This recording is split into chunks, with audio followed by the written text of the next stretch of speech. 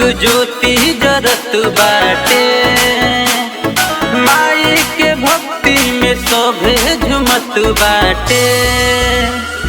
बड़ी सुकुवारी रे मयरिया और लागे नहीं केहू के नजरिया।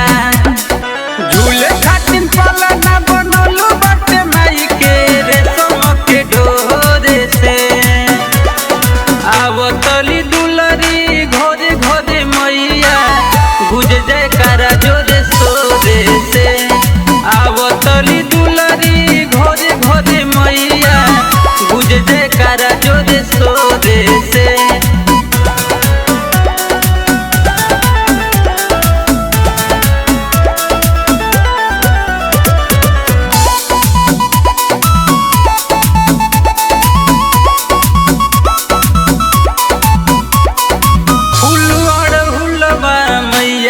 मन भावे आके मलिनिया पचरा सुनावे।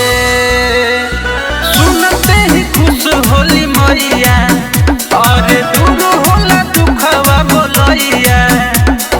पूरा होला लाला साज धरे लखला साया चरा के को